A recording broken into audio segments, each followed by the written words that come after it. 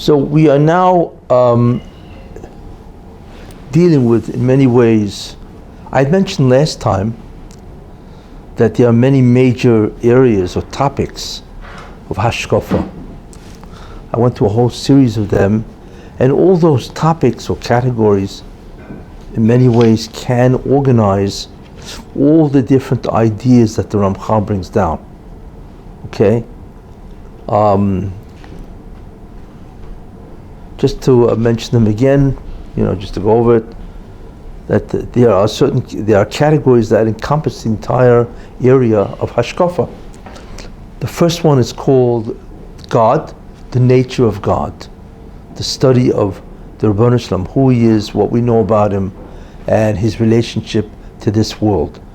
Second concept, the category is called man. Who is that individual that God wants to be in a future state? Third category, after man, is the concept of Olam Haba, the future world. And that's a study of what it is, what is the future world, and what a person does there, what the whole point of it, what the nature of it is. And then I mentioned the concept of what's called Namdik Sufa, which is the bread of shame. And that is the whole idea that a person has to earn his reward. And so that's the whole concept, what's called bread of shame, Namdik Sufa, which I spoke about. I gave a whole shir about that. And as a result of that, both the concept of the world of Olam Haba and the concept of bread of shame determines the concept of what the creation will look like in order to bring this about. So that's again a topic. What exactly is the Bria, the creation? What are all the components, the interactions, the properties, the characteristics of everything in creation? That includes Kabbalah and the physical world, because that is really what creation is. And that's all determined by what the future world will be. Then we have the concept of the task. Okay, what does a person do? What is his task? During his task, there are two fundamental components that a person has to have in order to do the task required of him. One is a concept called free will, which is a whole area in itself, because a person has to be responsible for his acts. A second idea is the concept called inclinations, Yetzer Hara, Yetzer Tov. So he cannot just sit back and be passive, right? It forces him to interact with the world and therefore to choose. The whole concept of two yitzros, or two inclinations. Then we have, of course, the concept that what are his actions? Well, now he has to do something. So what are his acts? And the actions really include the whole progression of man, the whole progression of the entire world, all the actions of every person comprising some type of a totality. And that in many ways is the history of mankind. The history of mankind is nothing more than a progression of people doing their actions to try to fulfill a specific task. So that's the category of the topic called actions. Then of course God waits for the actions of man who has free will. And then you have the topic called the consequences, which basically is the judgment. Okay. The consequences of what does God do to respond to the acts of man. And that's the concept in many ways that the Ramchal is going to deal with in these chapters. What are the consequences of the behavior of mankind, especially the Jews? Then you have the concept called the tikkun, the actual rectification itself, which is really ultimately the end product of the task. The concept of tikkun, restoration, and that of course involves the perfected state of mankind. That involves the whole concept of the Messianic era, because the Messianic era can only take place when the universe, when the whole world will be perfected, which is the tikkun itself. Then after the tikkun, of course, you have Olam Haba, the future world. So basically, those are all the topics that embrace all the ideas that Rabbi Moshe Chaim Luzzatto in his book Derech Hashem, and even the other book called Das Tunas, that's really what they're all about.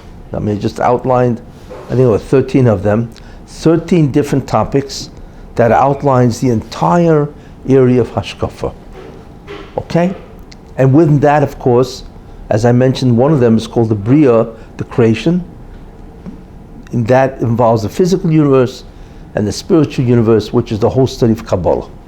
You see? So everything sort of like neatly fits into one of those 13 categories. And it's a great way of organizing. So next time when you learn Ramchal, whichever sefer you learn, whichever book you learn, you can easily organize, okay, which topic is he now speaking? See? So you never get lost. If not, you're going to get lost, because there's so many different ideas. You have to know where they fit. Okay? That's a very important organization. Great. Okay. Now the Ramchal again, he is now talking mostly about the idea of what the task is and what are the consequences.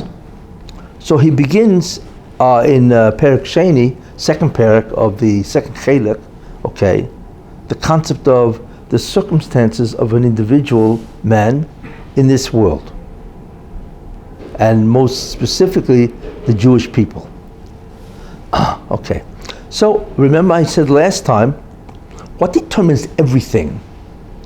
And the answer to that is Olam Haba. The end determines what the entire setup will be. The end is a place called the future world, Olam Haba, the world to come, right? And what is the state of man in the future world? And from that determines everything that has to be, and so on. Now, one of the important ideas which we know is, since in order to have the best possible future world, a person has to earn what he does, what he will get in the future world. And I mentioned that's the whole concept of bread of shame, you see, so he has to earn it. So therefore, that we know necessitates that the creation must involve two stages. It must involve a place where a person can work, do the job, and the second thing, a place where a person can then enjoy whatever the rewards are of what he did, which is the future world. And that's why we have two different places. That's why we have an Olam Hazeh, which is this world, and why we have an Olam Haba, which is the future world. You see, because he must earn the reward that he gets in the future world. And this world is therefore the world of work, and that world is the world of reward for his efforts. So that's obviously a very important goal. Now, I also mentioned a very important idea, that the objective of God is not just to have one person in the future world. He wants to have a community. And that necessitates many ideas. In other words, not just one guy. He wants many, many people to be in the future world. We can look at it as a community. And therefore, as I said, that will alter a lot of different ideas, necessities that must take place in order to have not just one person, but many people in the future world. Okay, now we know that basically the future world is really in many ways the place for the Jewish people, because they're the ones who will have rectified creation. However, it can include really anybody. Doesn't have, it can be a non-Jewish person, and he will be rewarded with, to whatever extent he assists the Jews that they should do their tikkun, the rectification, the restoration of God's presence in this world. That is the tikkun, to whatever extent he contributed to the Jewish people. And in fact, I even made a statement last time that if a goy, a non-Jew, wants to be in the future world, he should try in whatever way he can to assist the Jewish people to do their mitzvahs, their commandments. and that they should do what they have to do. And if he doesn't want to become Jewish, that is, unless he wants to become Jewish. But if he doesn't want to become Jewish, then that's what he has to do in order to get into the future world.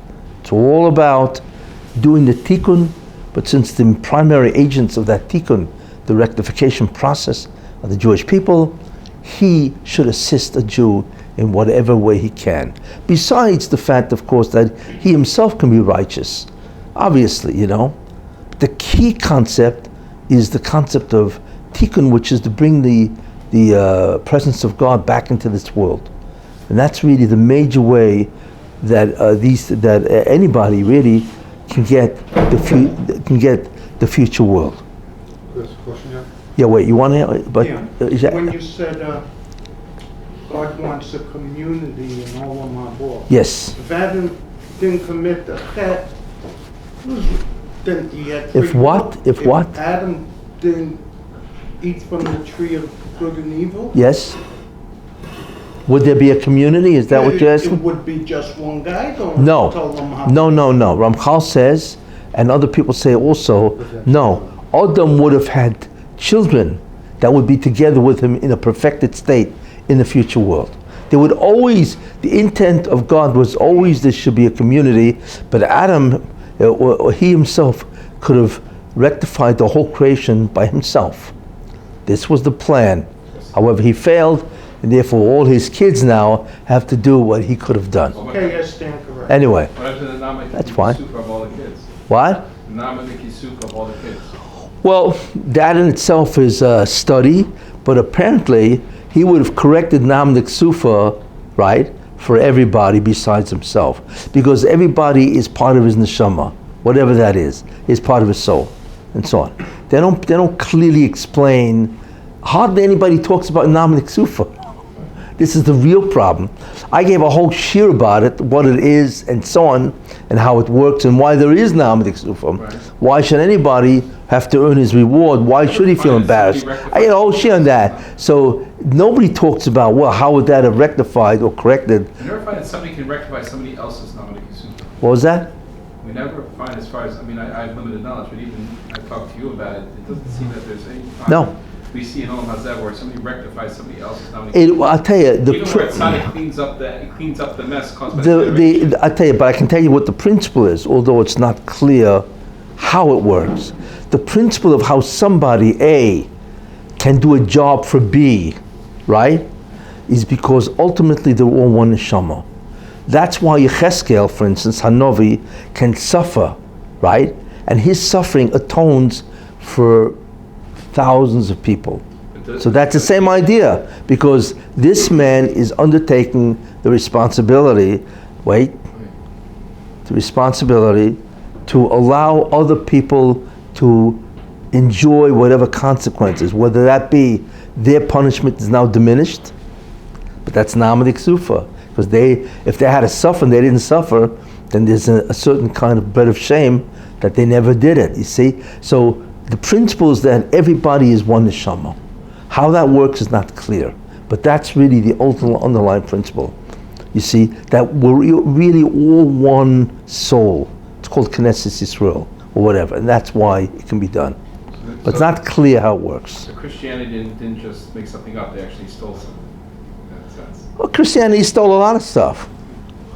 They stole the whole concept of redemption. I mean, come on, that's, their guy, Yeshu, he was Jewish, he knew this stuff. And Paul was Jewish also.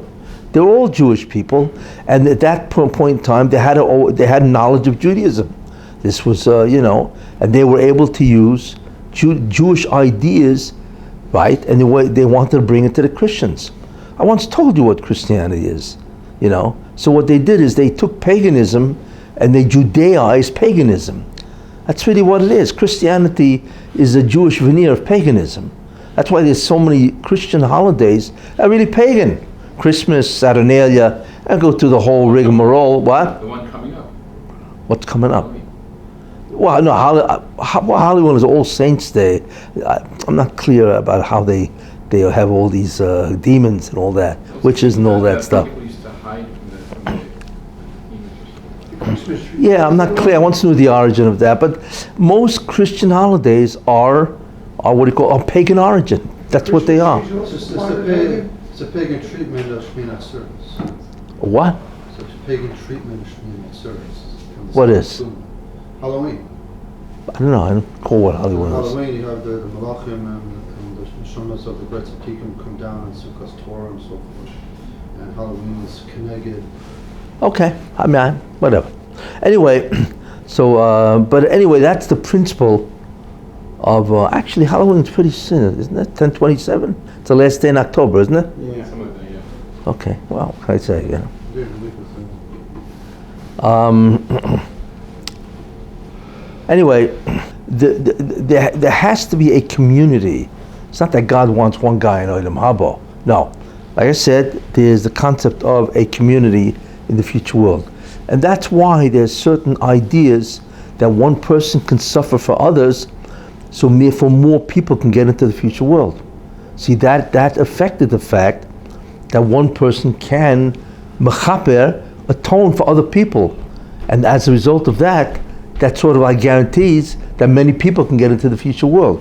Exactly, you see? So there are phenomena that exist in order to make sure that there is a community in the future world, you know? Or somebody can do a mitzvah and that can cover other people, you know, and so on. You could, what's called mezaka others, you know, you could give merit to many people, and that itself will allow other people to get in the future world. All kinds of phenomena that exist in Judaism to allow the concept of a community to be in the future world. You see? And so on.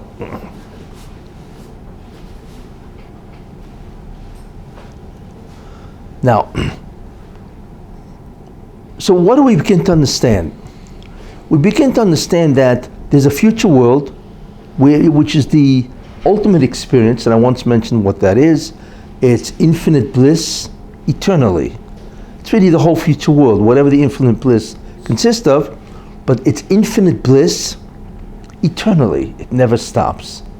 You know, you think about eternally, it's like you can't wrap yourself around that idea, because even if a quadrillion years pass, it hasn't begun, because it's infinite. You cannot wrap yourself around the concept of what infinity is. It just never ends. So it doesn't make a difference how many years passed. It just never ends. You see. So I mean, it's just it's an what forget whether it's in time or outside of time. Doesn't make a difference. It goes on forever. That's all you have to know. You know, whether there's a concept of time or not, it never ends. Is there a concept? How do you wrap yourself around that idea? What? Is there a concept of change? Yes, yes. Because I mentioned the interesting thing about Olam Haba, the future world, is that a person in, let's say, one moment will not be the same person in another moment. He will grow. You see? He will expand and so on and so forth. We don't understand what that means. You see, the world which is called Adam Kadmon or Ak, which is the Kabbalistic world of the future world, is infinite. Means something happens in that world that is an infinite growth. Let's take a look at Olam Hazeh, which is very interesting. And you begin to understand, not only is this world a world of work, that's really what it is, okay? The question is, what determines God's acts? Remember, I mentioned one of the categories which we went through is the concept of consequences. Consequences of a person's acts is called judgment or evaluation. God looks at each person's acts after he performs, and he looks at it and says, okay, what should be my response? That's the concept of judgment. You see? Now, when you begin to understand that, you begin to understand something very important. A person's acts can only be one of two kinds. There's no middle, which is interesting. Either the person's act is classified as good, or it's classified as evil.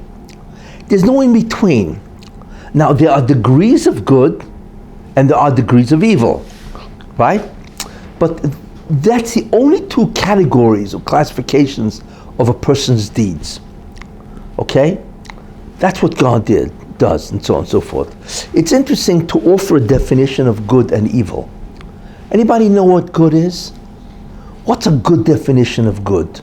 Oh, wow. How'd I pull that one off? What's a decent definition or an accurate definition of good?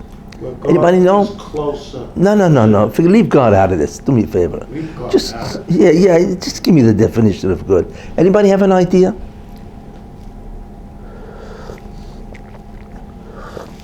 Well, it's relative word. It doesn't make a difference if it's relative, even if it's not your relative. If you leave Hashem out of it, good to an African. No. savage, You know, when he eats. No. Look, Absence of evil. You know, cannibal. you can't define something by its absence. I'm sorry. It's like saying, what is day? Well, it's the absence of night. Well, I still it don't, is. but I don't know what good is. I don't know what day is. What have you accomplished? I just know what it's not. Something That's not a definition. Beneficial to the recipient. To the who? Something that's beneficial to a recipient. Could be good to a squirrel. It's good, it's beneficial. Okay, you're on the way. The definition of good is to enhance, to promote being. That's what it is. To enhance being in some way, right? That's the concept of good. That's what it is. What is being? That which is. So therefore, to enhance it, you know, it's a larger term than benefit. To enhance means in some way to promote, to make it better, whatever that means. A being, whatever is a good. Now, the evil would be the reverse. To deny, to negate, to diminish being is an evil. You see? Those are the two ideas of what is good and what is evil. Okay, wait, right? Okay, therefore, a person's acts can be classified either as good or evil, or degrees of good or degrees of evil. You see, okay? And what God does when He evaluates, the first thing He will do is to evaluate, what is this act? Is it good or is it evil? What is specific to God, okay, is that in that sense, is what the person did, can it be classified as a mitzvah, as a commandment? You see, or can it be classified as the opposite of a mitzvah, okay, which is a sin? That's what God looks. He looks at the morality, okay, or the status of a deed in terms of good or evil. Specifically, a mitzvah or an avera. Every person's acts will fit somewhere into that. You see? For instance, you know, and when you see it in Mesilas Yesharim, you know, a person's walking, right? And he's walking, he wants to go somewhere, right? Right? So he's walking somewhere. Can you evaluate that? Is it good or is it not good? What is it? He's walking. That's where he's going. What? That's where he's going and for what purpose. No. Well, that's certainly true, but the walking itself, how would you categorize that or classify it?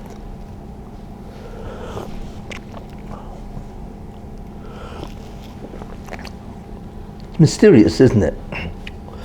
But the truth is, every nanosecond of a person's existence can be a mitzvah, or it may be a non-mitzvah.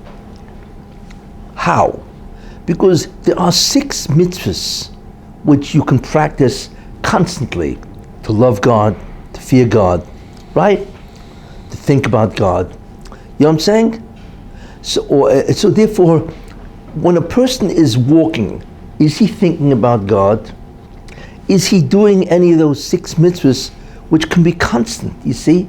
So in that sense, walking, which is an action, right, can be considered a good deed.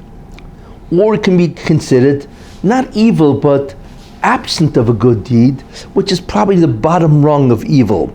It's the least evil, because the guy's walking and he's not in any way taking advantage of that this could be good, a mitzvah.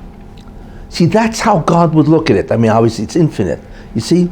But the truth is that because there are mitzvahs that can be done, right, just from every second, so therefore any thing which a person does, which is neutral, right, neutral, can also be considered, you know, is it good in the sense that, right, it has some type of divinity in it, mitzvah in it, right, or none. And even though it seems to be, well, you know, who cares really, you know, it's almost trivial in that sense, but not really, you see? So in that way, a person, it can be evaluated. Therefore, if you think about it, every second of a person's life is a test, you see? What is he going to do in that second? You see what I'm saying? I'm not talking about acts which are clearly good or bad. You know, let's say a guy steals, you know? You know, a guy's doing a mitzvah, let's say he's doing a chesed, you know? That's obvious. But the truth is, anything a person does, you know, on a waking basis, can be looked at, is it good or bad? Not bad, really evil, but certainly not good. You see, in that sense, you know, well, he could have been doing mitzvah. He could have been thinking about God and how great God is, you see? By his not thinking about that, although it's not an evil, but it's certainly not a mitzvah, it's not good. Maybe that's the like, you know, the smallest amount of evil being a very broad term. You know, it's not evil the way we think about it, but not good is also, in a certain sense, bad. So instead of calling it evil, let's just call it bad. You know, that's how exact and accurate are the scales of God. So this is what God does. Every single thing a person does in his waking moments, okay, can be evaluated based on the fact, is it good or bad or evil? Does it enhance or does it detract being in that sense? Does it bring a person closer to God or not closer at all? Or maybe distancing a person from God, you see? So what happens is, this is what God looks at. This is what God judges, which is amazing. You know what I'm saying? That's how tight, you see, that's how tight, that's how pervasive is the judgment of God. You see? Now, if that's the case, you know, when a person is going through life, obviously, what's going to happen, right? If you stack up all his deeds, what's going to happen, right? Either the majority is going to be good, or the majority will be no good.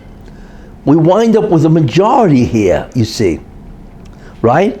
Certainly by the time the lifetime of a person ends, well, God can look instantly at the majority and say, well, what is it? Was it good? Remember, good is a very broad term. Or was it bad or evil, which is a very broad term, right? And what God, now, so that's the scrutiny, the evaluation of God. That is how pervasive it is. It's far beyond what we can imagine. It's good. God measures time in nanoseconds. You see, we don't. You know, we measure time in what? In years or whatever, you know, days, months, you know. God measures time in other words, while you live, every nanosecond of your life has meaning. To us, we can't imagine that. Every second has meaning, you know. It takes me 15 minutes to get out of bed. You know what I'm saying? So how could that, what meaning does it have? You know? No. What? A lot of nanoseconds there. Oh yeah, a lot of nanoseconds, right? Wake up and smell the coffee. Anyway, so what God does is he evaluates every nanosecond. That's how pervasive is the judgment or his evaluation. You see? So it comes out that if that's how pervasive is his judgment, far beyond what we can imagine, you know? I mean, I'm not saying this to scare you. Don't get me wrong. You know, I'm doing a good job, right? But all I'm saying is that, you know, look, don't worry about that. I mean, God knows who we are and how far we are from doing, you know, anything decent and righteous and so on, you know. He knows what our tribulations are, our trials, our difficulties. Believe me, he knows it better than we do. But I'm just saying, on the scales of his view, it's a nanosecond view. And he adds it up, you see? And at the end of a given lifetime, right, there's going to be a majority and a minority, right? There will not be an equality here. I mean, I don't know if there may be one person in all the billions of people that were born that was exactly equal. I mean, what are the odds? You know, when you look at this kind of a formula, right? Not much, obviously, you know? But obviously, most people will have a majority of something. Either it's the majority of the good or a majority of the bad, if you want to look at it that. Using good and bad very broadly, Baby right? child dies in childbirth. That's, no. Put that as, I'm not dealing with exceptions. Let me just give you the general principle, right? Come on, you need the rule before you get into, right? So therefore now, what does God decide? Now what happens? And this in many ways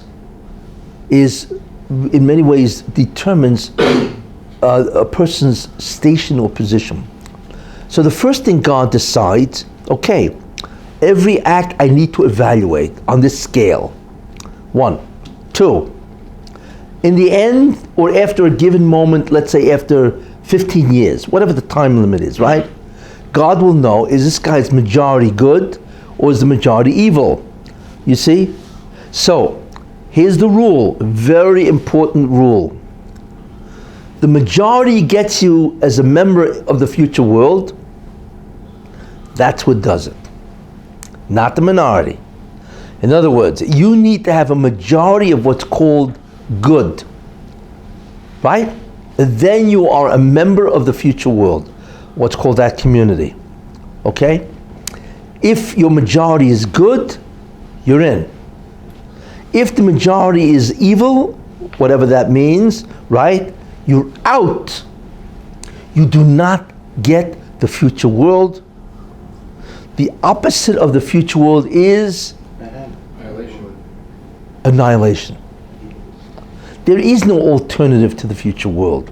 You're either in or you are out. There's no in between. Forget Gehenna, forget all that. We're not even into that. But I'm just telling you now, there's only one of two places you can wind up. The second being a non-place. Either you wind up in the future world or you cease to exist. That's it. Okay? What a what's called a dichotomy. Yeah, what an extreme dichotomy, right?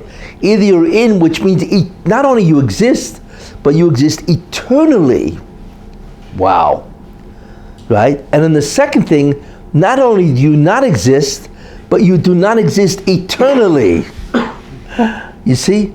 It's over. Whatever that is, right? And that's it. That's the formula. That is where so that is the objective. Either you're in or you're out. What determines if you're in or you're out? The majority. Now remember, the majority is both quality and quantity. You may do one deed that weighs more than somebody's 1,000 deeds. Right? So it's not, we're not talking about quantity, it's the quality. And only God knows the quality of what you do. You see? What determines the quality? And the answer is the Mesiras Nefesh, the self-sacrifice. Actually, there are two things. The quality is determined by, right, what mitzvah you do. Clearly, if you observe Shabbos, that's a very high quality mitzvah. Right? Number one. But what happens if it requires incredible sacrifice to observe Shabbos?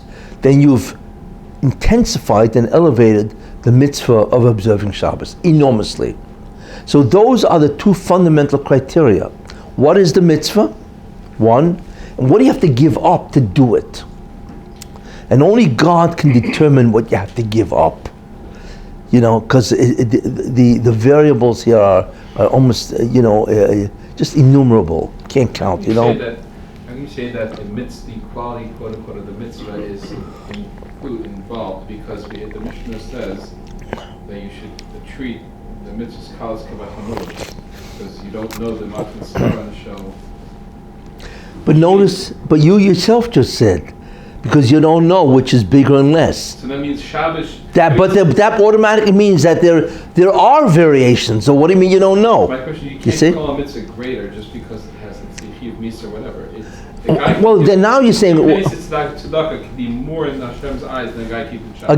Again, we don't know the criteria of what determines a greater mitzvah or lesser mitzvah.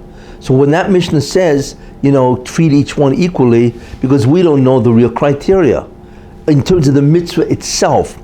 But there are differences. There are mitzvahs which we can see clearly are greater. One of the ways you just mentioned is by looking at the oynish, the punishment if you don't do it.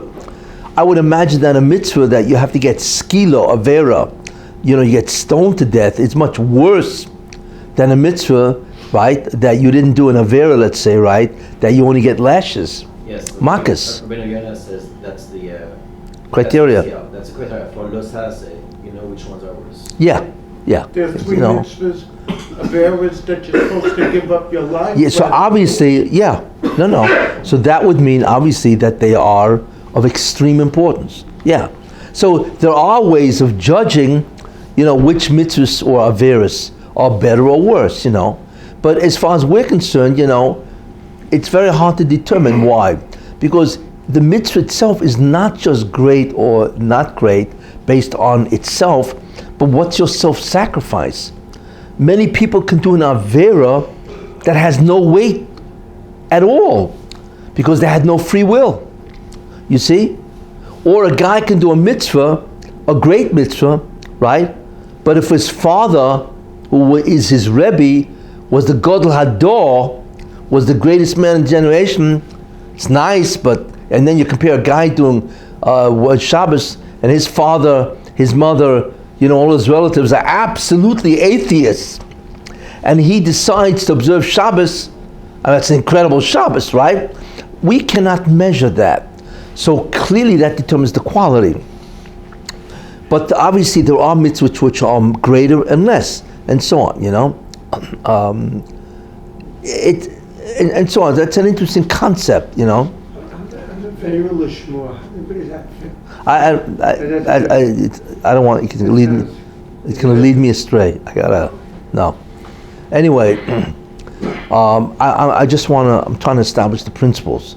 That's more important than getting into this the exceptions. But clearly, each mitzvah or avera, each commandment or sin, right, has a quality and a quantity, and there's criteria by how you can judge it, and so on. In the end, we cannot judge a mitzvah. You see, like it says in the Gemara Brachos, "Lefum tsaro agra." The reward of a mitzvah depends on the pain. Tsaro, the pain means self-sacrifice. What are you going to give up to do this mitzvah? Not only that, what's your background? What's your background? In what context was this mitzvah or avera done? You see, context, the weight of the mitzvah itself, the self-sacrifice, all of that, right, determines the value. Let's use that idea, that word, right? What's the value of the mitzvah? Quantitatively, qualitatively, the background, the context, the self-sacrifice, the mitzvah itself, how are you going to weigh that? You can't. Like I say, two people can do the identical sin, one sinned and the other didn't sin because he had no free will, because he doesn't know what you're talking about. I didn't know there was such a thing, and the same thing with mitzvah. One could do a mitzvah, two people, right? One is rewarded with an incredible reward, and the other is rewarded with much less, and so on. We cannot make that determination. But in the end, God does make that evaluation, right? And in the end, he will look at your sins and averas, right? And he doesn't look at it at the end of the life. You see, doesn't wait that long. He looks at it on a yearly basis. See, on Rosh Hashanah, that's what he looks like. He looks, okay, what was the majority of what he did? And remember, we cannot determine the majority. We certainly can't determine, right? Because we can't determine the value of any sin or mitzvah, really. I mean, in a certain sense, we can get a feel of it, but nowhere near with the precision that God does. And based on that, God will now render judgment or consequences. That's a very important concept. So that, remember, what gets into Olam Haba is majority, what gets you out of Olam Haba, the future world, which is annihilation, is the minority. Got that? Or is a majority also. Exactly. That's the rule, okay? A very important idea. Let me tell you, an very interesting story, that illustrates this, okay? There was a Rebbe, a Hasidic Rebbe called Rabbi Yisrael Merizhn. Very great man, So he once went to, he used to travel around, the original Hasidim. And Rabbi Yisrael Merizhn, I think was a great-great-grandson or grandson of the Mizritcha Maggid, who's the major student of the Baal Shem Tov. Anyway, so he used to travel. He once came to a town, and there was a chassid of his that he was very wealthy, and he took him in, and he stayed there for a couple of weeks, And of course, while he was there, right, 1,000 Hasidim packed in to see the Rebbe, And after 2 weeks of 1,000 guys walked in and out of that house, And Europe, the roads weren't really paved in those days. It's a long time ago, They wrecked his house, his magnificent carpets, his wallpapered walls, he has an exquisite house. It looked like a sukkah. Anyway, so the original Rebbe, so he was going to leave, right? So he wanted to thank the guy, of course, profusely, and he saw that the guy was very, very sad. So he says, what's the problem?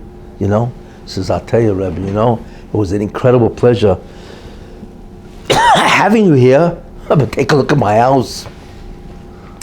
You don't have any idea what my repair bill is going to look like. Or just to look at this house, And so the original said, let me tell you something. And he gave him a mashal, which means a story, He said, there used to be a guy, a tremendous rasha, really a bad guy. And he clearly had the majority of sins, and so on, And then, and he was a wagon driver. He used to, in the old days, today they have in car services. Well, he was the car service, but it was a wagon, not a car, Anyway, he used to take people around, that's how he earned his living,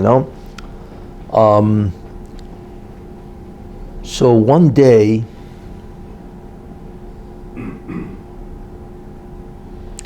I think I'm making a mistake. No, there was a guy traveling with a car service, a wagon, right? Not this guy, forget the evil guy, right? And they were riding, and many in Europe in those days, if it rained bad, like what's happening out there, nor'easter, the roads were incredibly muddy, right? So he was riding, and all of a sudden the wagon went into a whole mud pile, and it got stuck. That was it, And the wagon driver and the guy, they got out, and they're trying to move the wagon. It just is not moving. It's really stuck in the mud, They didn't know what to do. Okay. All of a sudden, this other guy, and he's the bad guy, he's coming along, right? And he sees these two guys, they're stuck in the mud. You know what I'm saying? So for whatever reason, he said, okay, I'll lend a hand. Out of character. He lent a hand, right? So what happened? They try to move the wagon, no. Shove the wagon, no, right? Finally, the guy said, what I'm going to do, So the guy got underneath the wagon and he lifted it. And the other two guys were going to push it and get out of the mud, I can imagine lifting a wagon, So he lifted it, and he lifted, and the other two guys pushed it right out of the mud. Wow, incredible. And they continued on their way, and he continued doing what he does, which is bad guy, 2 weeks later he died, the bad guy. And he was in heaven, right? And the Rishon is saying this, and it was in tremendous judgment. What is the majority? Right? Because that's the way it works. The majority, right? So it was a tremendous din Torah, right? And the Makatre, the prosecuting attorney, he said, forget about it, And they took all the sins of this guy and all the mitzvahs, whatever he did, right? And they put it on a balancing scale. And the majority went down and the minority went up. Bad news, right? And the guys, it's over with, forget it, right? So the Malach said, wait a minute. There was this good deed that he once did. What was that? He helped these guys out of the mud, right? Helped the guys out of the mud, So wait a minute. So you gotta weigh that, So they took that mitzvah of chesed, that's what it was, right? And so on. And of course they had that on the scale, and the scale, right, slightly went up. It went up a little. That means the bad was less, right? And the mitzvahs went down. Because what's going to go right, But it wasn't enough. So then the Malach said, but wait a minute, what about the weight of the wagon? What about the mud that he got on his clothing? All it is, it was caked with mud after he finished with that, So they took all the mud, right? However it's represented up there, the mud, right? And they put it on a scale. Guess what? When you add it, that's called the Mesiras Nefesh, the self-sacrifice, right? Then the bad stuff, right? This stuff, right, really went up a lot. When you took that Mesiras Nefesh, it really, and it wasn't that far away, but it wasn't enough, right? Because the majority was still the evil, So then the Malach said, wait a minute. So we put all the mud there, right? And so on, But wait a minute. What about the weight of the wagon? You want to lift that wagon, It's one thing to lift a 100-pound wagon. But what happens if the wagon is 500 pounds? You know what kind of strain that is? So they took the whole wagon, whatever the wagon was, took the whole wagon and they put it on the mitzvah side. You know what I'm saying? On the mitzvah side, and all of a sudden, it tipped. You see? And the guy got into Olam Haba. That's what the Rishon said. He said, look, the mitzvah you did was chesed.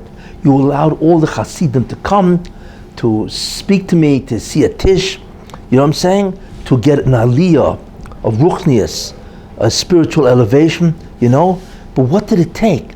It took your destroyed wallpaper, right? Your carpet in shreds. So in the NFL, don't worry.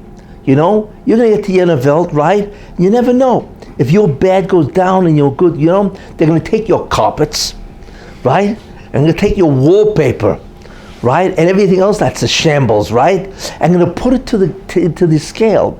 And you will see that's what's going to save you. That's what he said.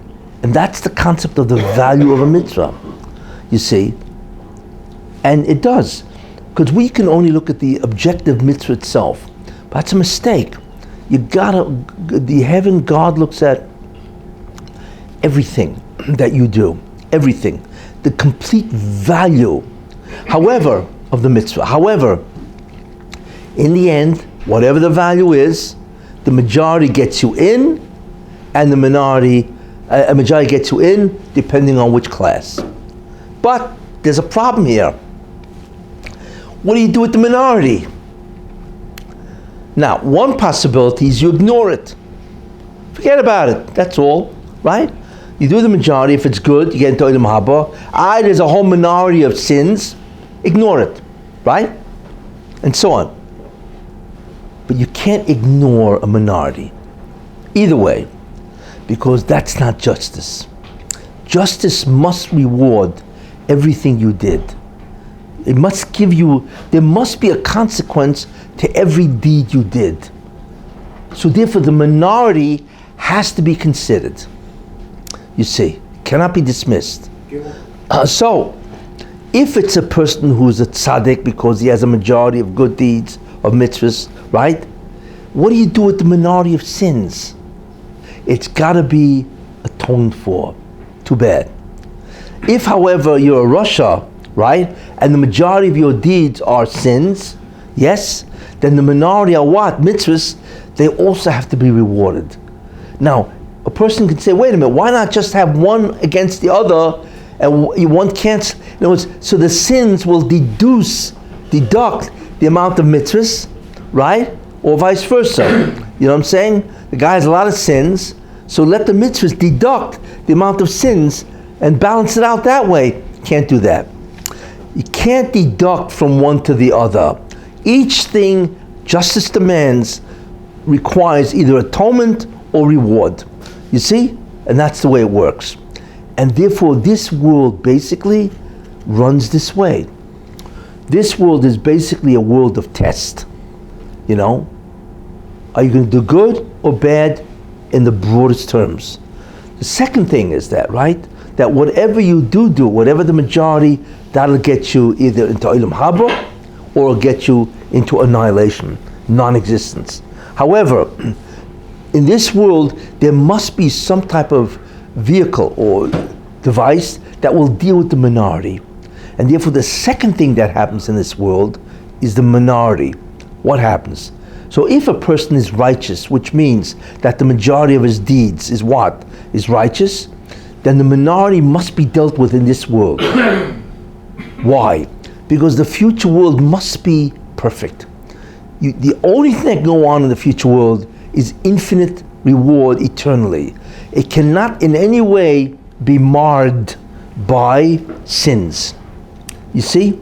Therefore, a tzaddik must atone for in this world. You got to get rid of it in this world. You see? And on the other side, if a person has a majority of evil deeds, whatever determines their value, right? Well, fine, so he's annihilated. But what about all the good deeds? Everybody does a good deed. You see? Take, for instance, the worst person of all, right? Let's say the Nazis, Yamach Shemam, right? That killed hundreds of thousands of Jews, right? But millions. I mean, I'm just an individual, you know, and so on, right? But even a Nazi has done good deeds, right? What happens if his mother called him and he said, "Hi, Ma"? You know what I'm saying? It's keep it of aim, even by a guy. What's the difference, right? It's a good deed. Or, for instance, he had a parakeet. And he fed his parakeet, right? He killed a Jew, but he fed his parakeet, right? Yeah, I mean, be kind to you, right? That's Sa'ar Ba'alei Chayim. And as absurd as it sounds, he has to be rewarded for that good deed, no matter what evil he did. So therefore, his majority, which is evil, he's destined for annihilation. You see? But it's more than just annihilation, don't get me wrong. He has to atone for all the evil and then be annihilated. It's not that annihilation and then, but all the evil he did is not compensated. No. He has to suffer and atone for every single evil that he did. We cannot imagine what that means. I mean, you take a guy who are the most evil people in this world. Hitler, Yamach Shemai V'Zichroi. Stalin, Yamach Shemai V'Zichroi. Mao Tse, who killed hundreds of thousands, millions of Chinese. We cannot imagine, but in the end, they must undo the evil. And then they're annihilated. Because that depends on the majority. So don't think they can get off, But in that sense, there has to be a place that will either reward you for the minority, right? Or atone for the minority. This world is that place, you see. So in a certain sense, this place is a finishing school. That's what it does. You need to decide what your majority is, right? And the minority has to be determined.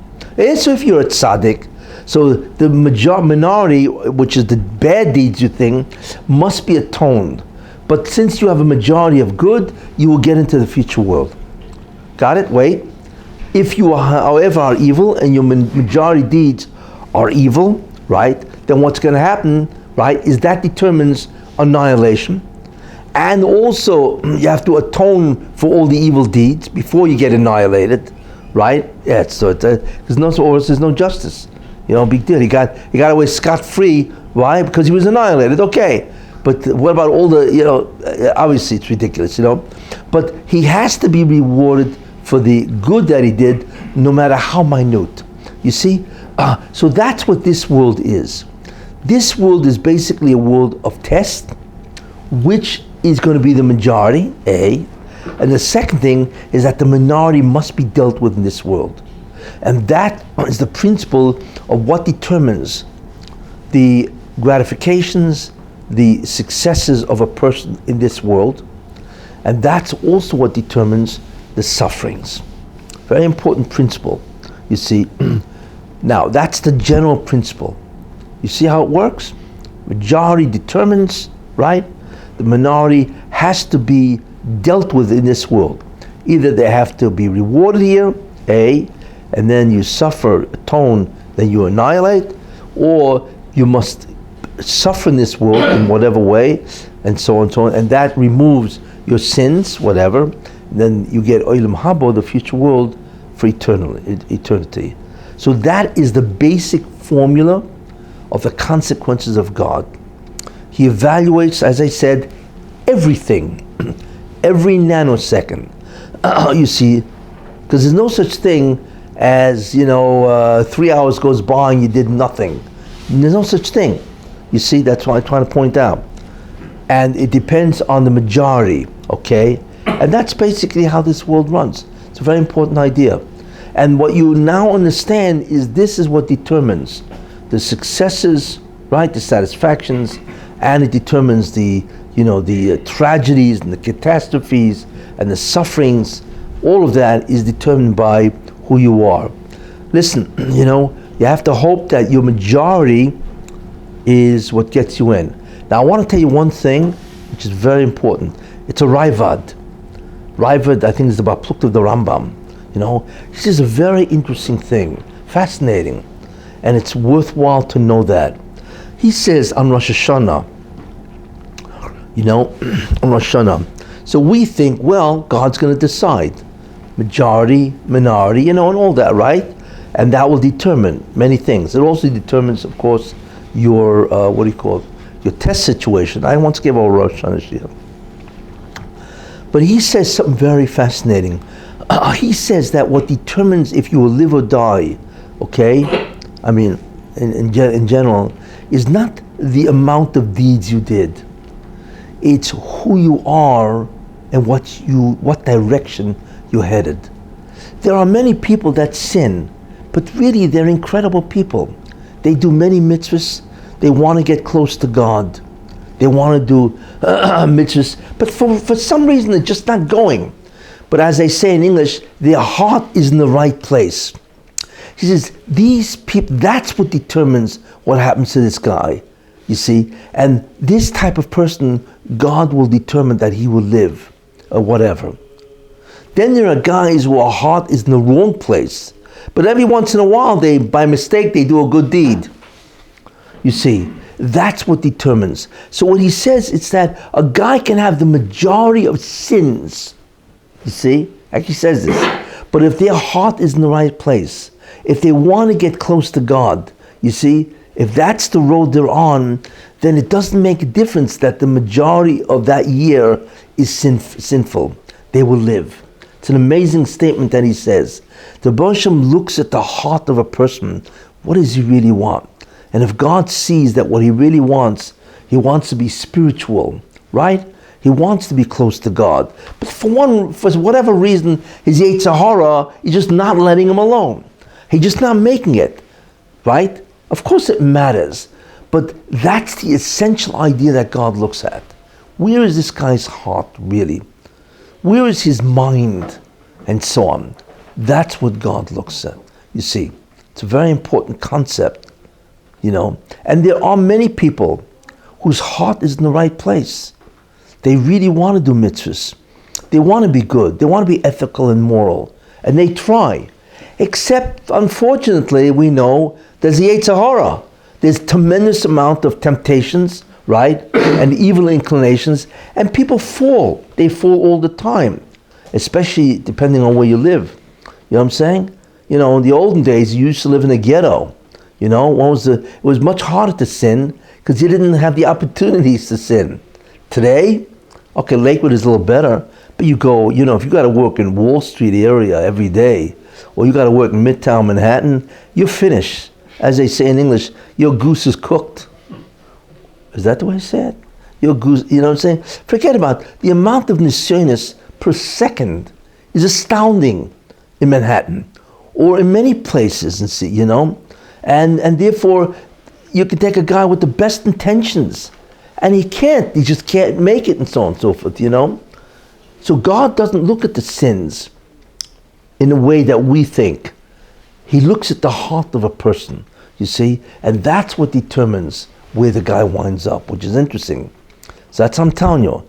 Even if in the end of time, which is a Raivad, you know, he's a Rishon, even if at the end of time your majority is sins, so you think he's finished, right?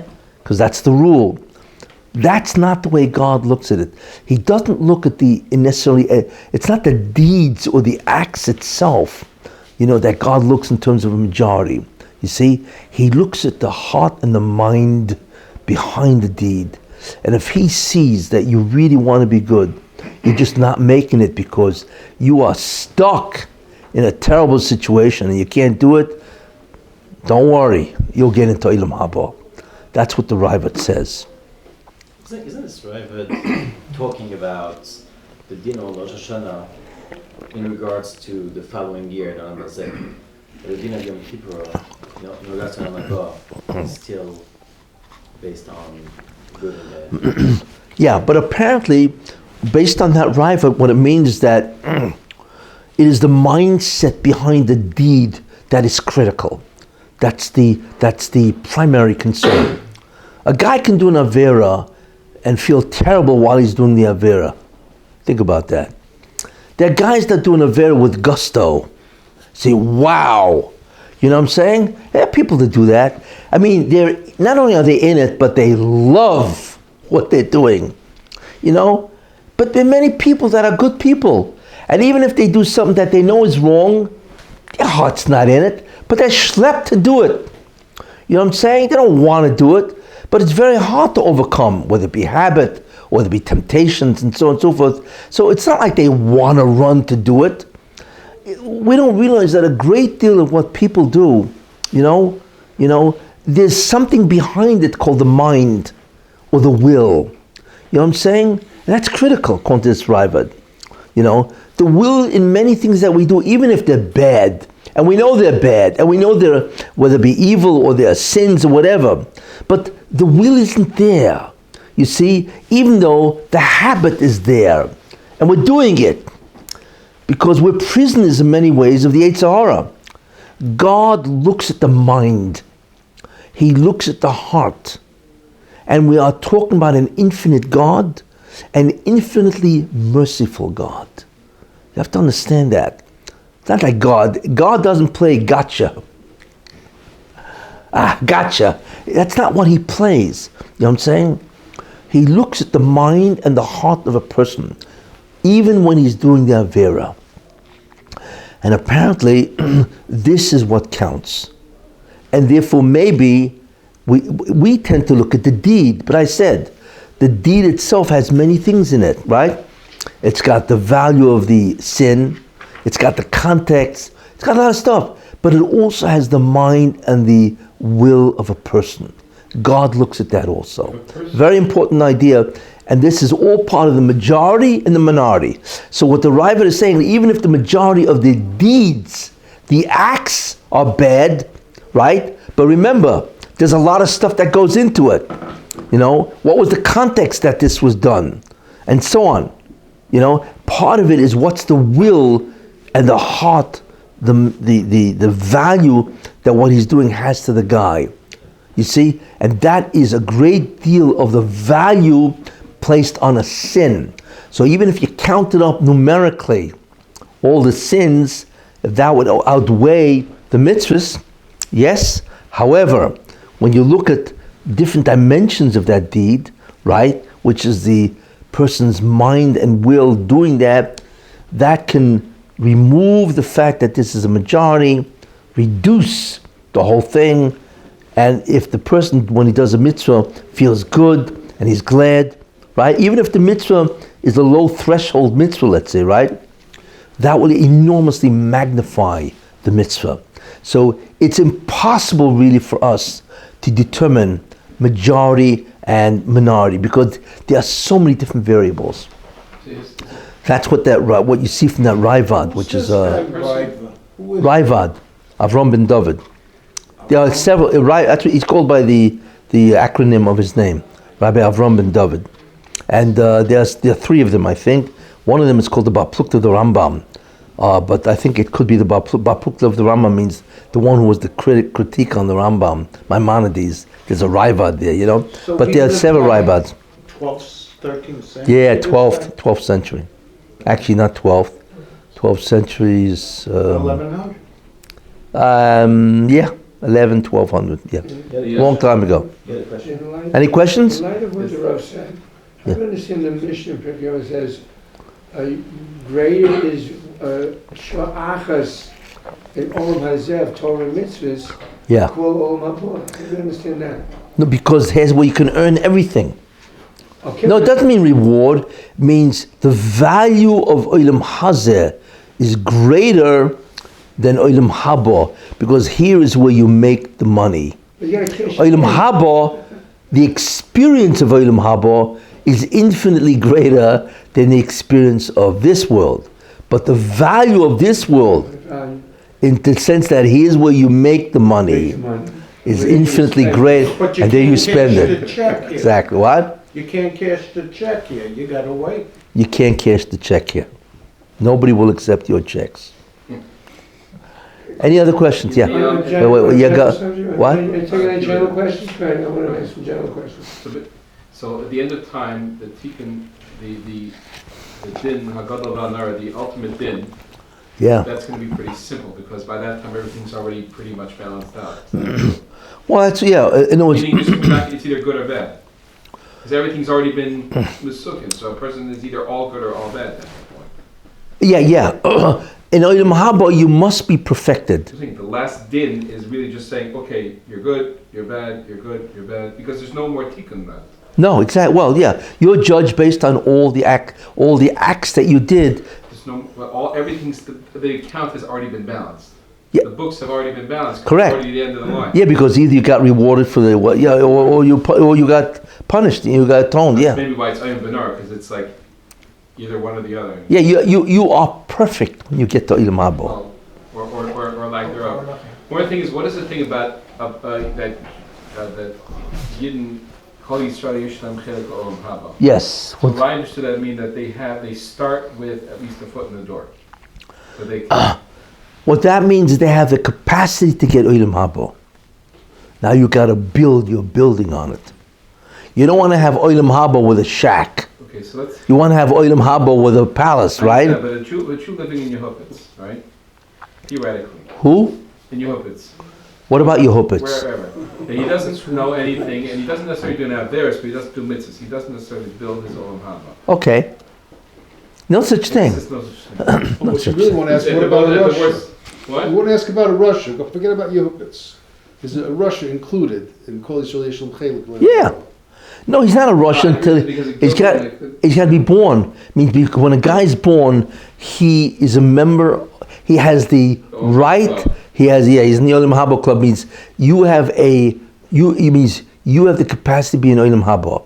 Now let's see what you do. But a guy also has the capacity technically to get into Olam Haba. Correct. So That's right. The difference between the Jew and the guy. The guy is just much harder. That's all it is. Well, a Jew can build his Olam Haba by his mitzvahs. A goy can to a certain extent, but he has to assist the Jew. If he's righteous, if a goy is righteous, right, but he does not in any way assist the Jew at all, right, he will get his Olam Hazeh, yes. He'll get incredible reward here. But to get Olam Haba, you have to do something to some aspect of Tikkun, correct. It's He has not to be enough to bar- do good he has to deeds. He has to become a Ben Olam Haba somehow. In Can't some be way, a- yeah. So if you latch on in some way, and God can look for ways, like, Goy, let's say, he built a hospital, right? He gave a donation to a hospital, right? And some Jew, Shabbos guy. but that's obvious, That's a direct contact with a Jew. But let's say a Goy builds donations to a hospital, right? And a Jew happens to use the room that this guy donated, right? There you are. He will get Olam Haba. You see? It's got to have it's not so much the Jew, it's the tikkun. The Goy has to have some connection to the rectification of creation. You see? In some way. And that's his Olam Haba. If he doesn't, but he's righteous, he will be rewarded here. He's still Olam Hazadik. He's an Olam Haza, yes. But in some way. That's why somebody asked me last week, what can Jeff Bezos of Amazon do? I said if he was smart, he would call the Jews and say, what can I do for you guys? Because his 30 billion dollars, 160 billion, whatever it is, right, will get him nowhere after he's dead. It's astounding, But if in some way he contributes to the well-being and the welfare of the tikkun process, remember. 30% of Lakewood is making parnasa on Amazon. So maybe that's true. Well, Maybe what that's is- Yeah, okay. Yeah. Yeah, that's true. According to If your- Jews make a parnasa, a livelihood, because they're selling on Amazon, yeah. And therefore, as a result of He that, didn't mean it for the Jews. He meant it for himself. fine. Like the Gemara about the Zohar. Yeah, I know, yeah. Yeah, okay, it depends with God, how he decides. But he is assisting, that's motive. But he is in some way assisting, Look, I would imagine, Wait, according to your Anyway. formula, his billions, he's getting rewarded in Olam Hazeh for any good he did. maybe. So when he goes to get the final judgment, he got nothing. He got He may. cause for great worry because he got rewarded for any good he did. That's what he you- fed his parable. Yes, Okay. you're right. That may be why he may have done tremendous good 500 years ago, and God says, you're not getting the future world, but you did a lot of good, I'm going to make you a multi-zillionaire. Yeah. He may If be I using win the all... Powerball and a $500 million. I got cause for great worry next week, right? No. Don't worry about it. No, you can use it. You can use it for great good. Hypothetically. It's empowering you to become. Yeah. Today, no? Doesn't make a difference. You still can use that for great good. Yeah. Why? Okay. Yeah, what? General subject, A general? quickie, just on this other. General question. Where did Biller and Zilpa, where did they come in? If the Leah, the Emos, if Leah and Bracha was supposed to have the 12 Shvatim, so how does somebody build? Class, I don't understand. They're hardly mentioned. Bill, the Emos, you see, Mechel, Kessin, River, Bracha, how come Bill and Zilpa, the 4 Shvatim came from them? We don't hear about them. Well, Bill and Zilpah, if I remember correctly, the Mendel says they are really the sister of Rachel and Leah. Yeah, so, They were sisters. right, so. Within a family, some people are chosen. I mean, they were obviously chosen because they are part of the Emos in that sense. We don't mention them. as No, Emos. because they are not part of the shrushim, the roots of the Jewish people. Even though, right? Because in their sense, Yaakov was the shurish. Yaakov is the one who, empowered or gave greatness to the Shvatim, not them. But in the case of Rachel and Leah, they were part of what's called the shrushim, the roots of the Jewish people, not Bill and Zilpah. In their sense, it was Yaakov that was the shurish, But they were the sisters of Rachel and Leah. Yeah. Last- Anyway. How come Mashiach ben Yosef, the Chazal didn't put that in the Shmona Esrei? It is. Karen, you should look It at is. David. How Ben Yosef is that? The obvious answer to that is because Mashiach ben Yosef is part of the process of the end. Mashiach ben David is the end. The ultimate. He's the ultimate. He's the end. That's why we talk about Mashiach ben David, not Mashiach ben Yosef, because he's part of the end process. You know what I'm saying? But the Ari says, when it says Es Semach David, the offspring of David, right? So normally you would learn it's Mashiach ben David, right? He's the offspring of David, but the Aris that really refers to Mashiach ben Yosef. The Tzemach It's Semach, yeah, is Ben Yosef. yeah, Where's, that's right, yeah. where's the Mida connected Mida by making him a billionaire? He got such a reward. Where's the Mida connected Mida? Not to be a billionaire, just because a person is a billionaire doesn't mean they're happy. A lot of these people worry all day and all night. Well, I'd much rather be unhappy with 160 billion than be unhappy without it. Think about that. I'll be unhappy, fine. But I'd much rather be with 160 billion. That's it. Look, it means something, let's face it. You know what it is to have that kind of money? Nobody knows what that is, because whatever money can buy, you have. It's what it is. There is absolutely no limitation. You can even pay your property tax. In Lakewood, right? Don't worry, it's climbing fast. Yeah. At this rate, everybody will all have to be Jeff Bezos to pay our property tax. But anyway, Okay, any other question? And we'll continue. Now we understand the principle. And the concept of the minority is really what this world has to deal with, And then we'll understand, well, now what does God do?